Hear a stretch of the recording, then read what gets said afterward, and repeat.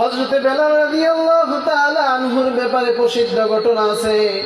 যখন হুজুর সাল্লাল্লাহু আলাইহি ওয়াসাল্লাম ইন্তেকাল করলেন, সমস্ত সাহাবায়ে কেরাম ভেঙে পড়লেন। হযরত বেলাল রাদিয়াল্লাহু তাআলা আনহু মদিনা ছেড়ে চলে যাচ্ছেন কুফাতে। সাহাবায়ে কেরাম প্রশ্ন করলো, ও বেলাল, তুমি কেন মদিনা ছেড়ে চলে যাচ্ছ? হযরত বেলাল রাদিয়াল্লাহু তাআলা আনহু বলেন, এই জায়গাতে আল্লাহর রাসূল ছিল, এখন আল্লাহর রাসূল নাই, এটা আমি সহ্য করতে পারবো না। এই কারণে তিনি মদিনা ছেড়ে কুফাতে চলে গেছেন।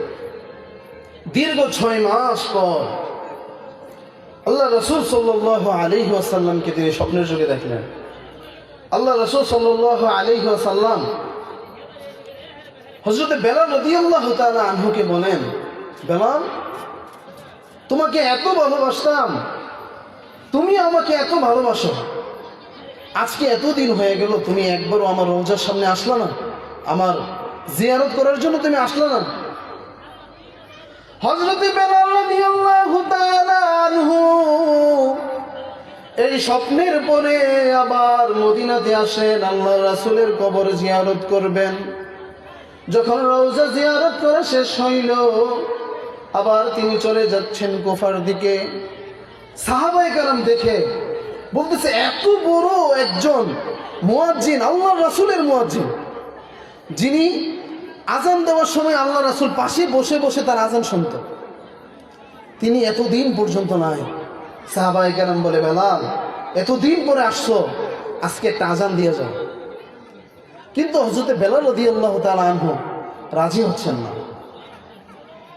যখন অনেক পীড়াপিড়ি হয়ে গেল, তিনি রাজি হচ্ছেন না। তখন সাহাবায়ে কেরাম বলতেছেন যে, বুঝছি কাকে দিয়া সুপারিশ করাইলে তিনি আজান দিবেন। হাসান হুসাইনকে নিয়ে আসছে। হাসান হুসাইন তো এমন ব্যক্তি ছিল, এমন দুই ছোট্ট বাচ্চা ছিল, যাকে সৃষ্টি না করলে আল্লাহ কায়নাত সৃষ্টি করতেন না। ওই বিশ্বনবী সাল্লাল্লাহু আলাইহি ওয়াসাল্লাম ওনাকে বলছেন, না না, আপনি বুড়া হন, আমরা দুইজন আপনার পিঠ ওইটা বুড়া চালাব। কিন্তু আল্লাহ রাসূল সাল্লাল্লাহু আলাইহি ওয়াসাল্লাম না করেন না। বিশ্বনবী যেই জায়গায় না করেন নাই, ওই জায়গায় এই হাসান হুসাইনের আবদার কিভাবে আমি না করি? তাদের আবদার রক্ষার্থে হযরত বেলাল রাদিয়াল্লাহু তাআলা আনহু মিনারের মধ্যে উঠে আবার আজান দেওয়া শুরু করলেন। এই বেলাল রাদিয়াল্লাহু তাআলা আনহুর আজান শুনে চতুর্দিক থেকে সাহাবায়ে কেরাম বলতেছে, আরে এই তো ওই বেলাল, যেই বেলাল হুজুর সাল্লাল্লাহু আলাইহি ওয়াসাল্লামের জমানার মুয়াজ্জিন ছিলেন। এ তো সেই বেলাল, যেই বেলাল আজান না দিলে আল্লাহ সূর্যকে ওঠানোর অনুমতি দিতেন না। সাহাবায়ে কেরাম দৌড়াইয়া মসজিদে চতুর্পাশে এসে দাঁড়াইতেছে আর আজান শুনতেছে। হযরত বেলাল রাদিয়াল্লাহু তাআলা আনহু যখন আশহাদু আন্না মুহাম্মাদুর রাসূলুল্লাহ বললেন, সাথে সাথে কাঁদতে কাঁদতে বেহুশ হয়ে পড়ে গেলেন। কি সমস্যা, কেন বেহুশ হয়ে গেল? সাহাবায়ে কেরাম পেরেশান হয়ে গেছে। একজন উপরে উঠে অবশিষ্ট আজানটাকে সম্পূর্ণ করছেন। বেলাল রাদিয়াল্লাহু তাআলা আনহুর মাথার মধ্যে পানি ঢেলে যখন ওনার হুঁশ ফিরে আসছে, হযরতে বেলাল রাদিয়াল্লাহু তাআলা আনহু হুঁশ ফিরে আসার সাথে ওনার সাথে সাহাবায়ে কেরাম বসলেন। বসে বললেন, ও বেলাল, আজকে প্রথম তুমি আজান দিতেছো, বিষয়টা এমন না। তুমি তো হুজুর সাল্লাল্লাহু আলাইহি ওয়াসাল্লামের জমানার মুয়াজ্জিন ছিলে, আজকে তুমি আজান দিতে গিয়ে বেহুশ কেন হয়ে গেলা?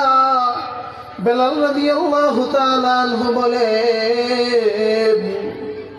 ও আমার সাহাবায়ে কেরাম ভাইরা, আমি যখন আশহাদু আন্না মুহাম্মাদুর রাসূলুল্লাহ বলতাম, হুজুর সাল্লাল্লাহু আলাইহি ওয়াসাল্লামের জমানায় আজান দিতে থাকতাম, তখন হুজুর সাল্লাল্লাহু আলাইহি ওয়াসাল্লাম আমার পাশেই বসা থাকতেন।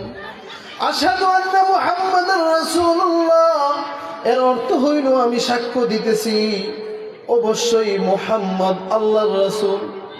আমি এই কথা যখন উচ্চারণ করতাম আজানের মধ্যে, সাথে সাথে আল্লাহর রাসূলের দিকে তাকাইতাম। আজকে আমি আজান দেওয়ার সময় আশহাদু আন্না মুহাম্মাদুর রাসূলুল্লাহ যখন বললাম, ডান দিকে তাকাইয়া দেখি আমার নবী নাই। আমি বেলালিটা সহ্য করতে পারি নাই। আমি আশহাদু আন্না মুহাম্মাদুর রাসূলুল্লাহ বলিয়া যেই নুরানি চেহারার দিকে তাকাইতাম, আজকে আমি ওই নুরানি চেহারাটা দেখি না। এই কারণে আমি সহ্য করতে পারি নাই, বেহুশ হয়ে গেছি।